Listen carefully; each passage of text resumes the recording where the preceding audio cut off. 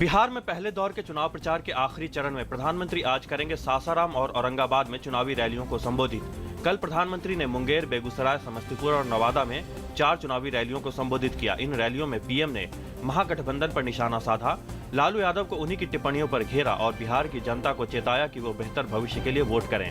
राज्य के मुख्यमंत्री नीतीश कुमार, आरजेडी अध्यक्ष लालू प्रसाद और महागठबंधन के बाकी नेता भी कर रहे हैं अपने उम्मीदवारों के लिए धुआंधार चुनाव प्रचार। दादरी की घटना का नाम लिए बगैर प्रधानमंत्री ने लोगों से सहिष्णुता बनाए रखने संबंधी राष्ट्रपति के संदेश को मानने की दी नसीहत। प्रधानमंत्री नरेंद्र मोदी ने देश में सांप्रदायिक सौहार्द और भाईचारे की वकालत करते हुए कहा कि हिंदुओं और मुसलमानों को गरीबी के साझा दुश्मन से लड़ने के लिए साथ काम करना चाहिए और नेताओं के गैर जिम्मेदाराना बयानों को नजरअंदाज करना चाहिए।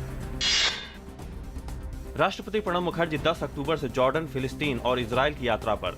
राष्ट्रपति ने मध्य एशिया में बढ़ती आतंकवादी गतिविधियों पर जताई चिंता। कहा, आतंकवाद का मुकाबला अंतर्राष्ट्रीय सहयोग और कानूनी व्यवस्था के जरिए ही है संभव। वित्त मंत्री अरुण जेटली ने अंतर्राष्ट्रीय स्तर पर कर चोरी रोकने के लिए सूचना के स्वतः आदान प्रदान के संबंध में कॉमन रिपोर्टिंग स्टैंडर्ड लागू करने की जोरदार वकालत की। लीमा में राष्ट्रमंडल देशों के वित्त मंत्रियों के सम्मेलन में कहा कि सूचनाओं के आदान प्रदान के जरिए अंतर्राष्ट्रीय कर चोरी के मसले का निकल सकेगा हल। नेशनल ग्रीन ट्राइब्यूनल द्वारा राजधानी में आने वाले व्यावसायिक वाहनों पर पर्यावरण शुल्क लगाने के आदेश के बाद अब इस मामले की सुनवाई आज सुप्रीम कोर्ट में होगी। इस मामले में केंद्र ने भी इन वाहनों की आवाजाही को नियंत्रित करने का समर्थन किया है। सुप्रीम कोर्ट ने इस मामले में उत्तर प्रदेश और हरियाणा सरकार के वकीलों को भी शुक्रवार की सुनवाई में मौजूद रहने को कहा है, जिससे वैकल्पिक मार्गों पर विस्तार से योजना बन सके। एलपीजी, पीडीएस के अलावा अन्य सेवाओं में आधार की अनिवार्यता पर एससी की बड़ी बेंच आज सुनवाई करेगी। आरबीआई और सेबी इसे अनिवार्य बनाने के पक्ष में है। संस्थाओं की दलील थी कि आधार के उपयोग से ब्लैक मनी, मनी लॉन्ड्रिंग और पैसे की धोखाधड़ी को कम करने में मदद मिलेगी। भारत ने पाकिस्तान और अमेरिका में परमाणु समझौते की संभावना की मीडिया रिपोर्ट पर कड़ी प्रतिक्रिया दी है। भारत ने कहा है कि पाकिस्तान के साथ परमाणु समझौता करने वाले देश को उसके परमाणु प्रसार के पिछले रिकॉर्ड को देखना चाहिए। मधेशी, थारू और तराई क्षेत्र में अन्य जातीय अल्पसंख्यक समूहों की कुछ मांगों को नेपाल सरकार पूरा कर सकती है। इसके लिए संविधान में संशोधन विधेयक पेश किया जाएगा, जिस पर नेपाली संसद में आज चर्चा हो सकती है। इसके साथ ही भारत ने एक बार फिर दोहराया कि नेपाल के साथ उसके हमेशा से मैत्रीपूर्ण रिश्ते रहे हैं और वो नेपाल में शांति चाहता है।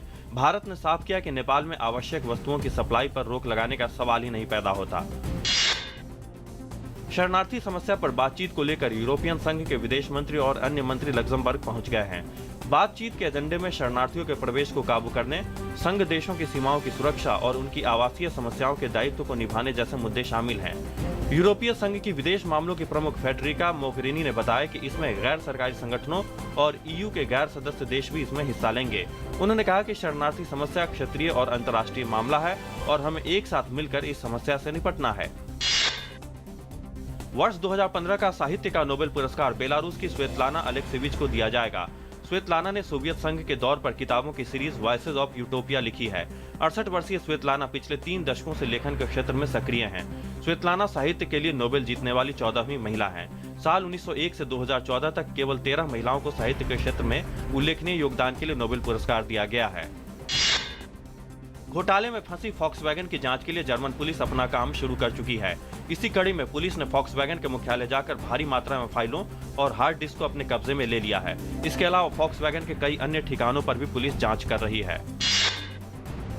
अमेरिकी अंतरिक्ष एजेंसी नासा के नए होराइजन स्पेसक्राफ्ट ने प्लूटो के विशाल चंद्रमा कैरन की अब तक की सबसे बेहतरीन उच्च गुणवत्ता वाली तस्वीरें भेजी हैं। इस तस्वीर की खूबसूरती को देख वैज्ञानिक भी अचंभे में हैं। इन तस्वीरों में प्लूटो पर नीले आसमान और ठंडे पानी के संकेत मिल रहे हैं। दुनिया भर में लोग हैरी पॉटर की फिल्मों के दीवाने हैं, लेकिन मैक्सिको में एक ऐसा दीवाना है जिसने पिछले 15 साल में हैरी पॉटर से जुड़ी यादगार चीजों का संग्रहालय बनाया है। इस संग्रहालय को मेनेहम एशेर सिल्वा ने बनाया है और इससे Guinness book of world record में भी दर्ज किया गया है। इस संग्रहालय में हैरी से जुड़ी यादगार चीजें हैं।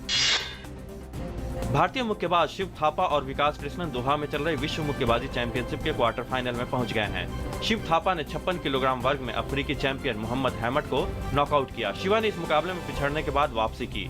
इसके अलावा एशियाई खेलों में रजत पदक विजेता 23 वर्षीय विकास ने 75 किलोग्राम वर्ग में चौथी वरीयता प्राप्त पोल टोमास के जैवलोंस्की को 2-1 से शिकस्त दी। क्वार्टर फाइनल में वो मिस्र के होसम अब्दीन की चुनौती का सामना करेंगे। शीर्ष वरीयता प्राप्त सानिया मिर्जा और मार्टिना हिंगिस की जोड़ी चाइना ओपन टेनिस टूर्नामेंट में महिला डबल्स के सेमीफाइनल में पहुंच गई है। सानिया और हिंगिस की जोड़ी ने क्वार्टर फाइनल में जूलिया जॉर्जिस और कैरोलिना प्लिस्कोवा को 7-6, 6-4 से पराजित किया।